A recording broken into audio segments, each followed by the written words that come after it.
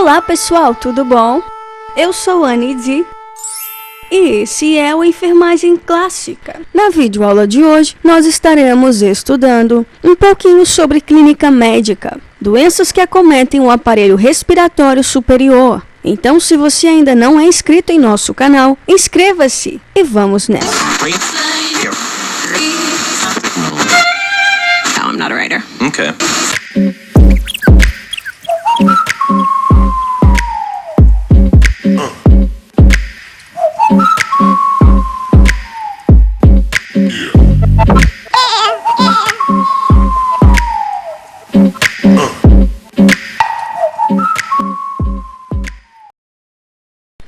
Meus amores, antes de mais nada, vamos entender um pouquinho a anatomia do sistema respiratório. Olha para essa imagem, sem perda de tempo. Quero ver se vocês conseguem identificar o nome de cada estrutura anatômica pertencente ao sistema respiratório. Então vamos nessa. Veja bem, no número 1, nós temos a cavidade nasal, a primeira estrutura do sistema respiratório, das vias aéreas superiores. O segundo componente é a faringe. Ela passa onde? Por trás da laringe, né? É por meio dela que nós temos a circulação do ar e dos alimentos. No número 3, nós temos a laringe, é onde estão as nossas cordas vocais, tá bom? Agora começa o trato respiratório inferior, né? Nós temos aqui a traqueia, que dá início aqui à árvore brônquica. No número 5, os brônquios. No número 6, os alvéolos, que fazem ali as trocas gasosas. No número 7, os pulmões. E no 8, o diafragma, que auxilia no processo de ventilação espontânea. Vamos agora entrar na parte da clínica médica. A primeira doença, né, que acomete o sistema respiratório superior é o resfriado comum, sendo esta uma infecção viral causada por vírus que afeta principalmente o nariz e a garganta do indivíduo. A transmissão se dá por meio do contato do vírus com as mucosas presentes, né, na boca, nos olhos, no nariz, ou também por mão contaminada pelo vírus. E eventualmente todas as pessoas, sem exceção, ficarão resfriadas mais de uma vez na vida. Isso é fato. É uma das doenças mais comuns. O diagnóstico é feito por meio de uma observação clínica e, devido ser um quadro de uma doença de natureza benigna, pode ser tratada com intervenções não farmacológicas. Vamos agora comparar os sintomas do resfriado comum com o da gripe. No resfriado comum, o indivíduo pode apresentar obstrução nasal e espirros frequentes. É o famoso nariz entupido. Pode apresentar também a dor de garganta, né, que é mais comum nos resfriados. E olha a diferença. No resfriado, o indivíduo ele tem tosse, mas é comum que é uma tosse produtiva. Lembra lá do peito cheio? Pois é, dura em média 2 a 4 dias no resfriado. Já na gripe, dura em média 1 a 2 semanas. Sendo a gripe evidenciada pela tosse seca, tá? Olha só, na gripe nós vamos ter inflamação das mucosas nasais, formação de coriza. O indivíduo também vai apresentar febre, e isso acima de 38 graus. E no resfriado, o indivíduo não vai ter febre, viu? Na gripe também podem surgir calafrios, dores musculares, né, dores no corpo e principalmente dor de cabeça. Aí, Anne, mas no resfriado pode ter dor de cabeça? Pode, mas é mais leve, mais branda. Falando agora da gripe, né, uma infecção do sistema respiratório, também conhecida como influenza, responsável aí por um grande número de internações hospitalares, viu? Onde o grande perigo é evoluir para uma pneumonia. A transmissão se dá por meio de partículas aéreas, espirro, tosse ou um simples aperto de mão. Pessoa contaminada, né, com o vírus da influenza. Sinais e sintomas incluem febre, vermelhidão no rosto, dores no corpo e o cansaço, né? E também pode ocorrer tosse seca. O médico deve ser consultado para diferenciar se é um simples resfriado ou uma gripe. O tratamento é farmacológico, né? A vacina da influenza e, em casos específicos, seguir conforme prescrição médica.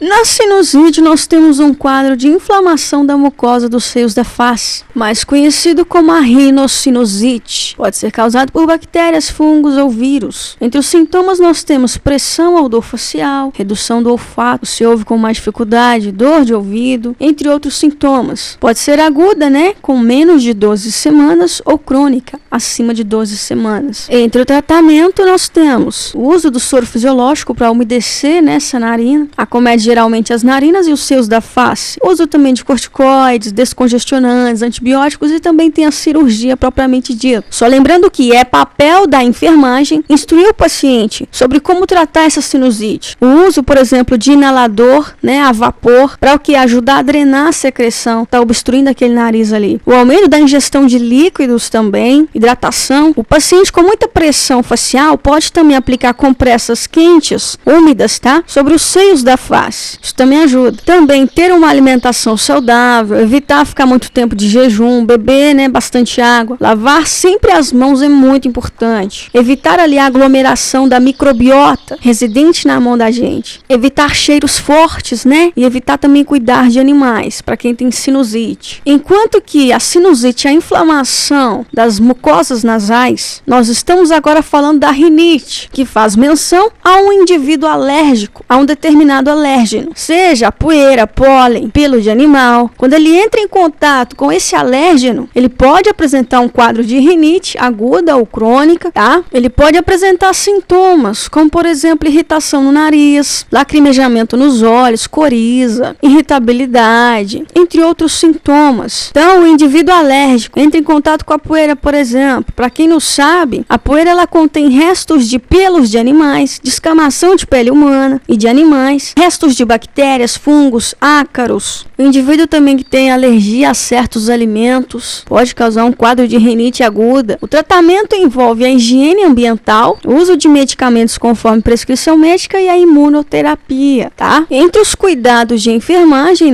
instruir o paciente acerca da doença propriamente dita e também fins de tratamento, como o uso de dispositivos inalatórios e esclarecer, as dúvidas conforme expostas pelo paciente. Comparação agora. A sinusite é causada por um agente etiológico e vai inflamar as mucosas dos seios da face. Já a rinite é causada por um alérgeno, ok, pessoal? Falando agora da laringite, é a inflamação da laringe, lógico. E o que pode causar essa inflamação? Infecções virais, como por exemplo o vírus, do resfriado. Infecção também por bactérias, como por exemplo a da difteria. Esforço vocal, exposição a irritantes, bebidas muito geladas. Os sintomas envolvem a rouquidão, um som mais estridente. Pode ocorrer também a diminuição da voz ou perca total da voz em alguns casos mais graves. O diagnóstico é clínico, baseado em exame físico. Isso envolve apalpar essa laringe em busca de áreas sensíveis ou até mesmo caroços. E o tratamento é não farmacológico, até mesmo a fisioterapia vocal, técnicas de relaxamento, estímulo e repouso dessa voz. Estimular também a ingestão hídrica,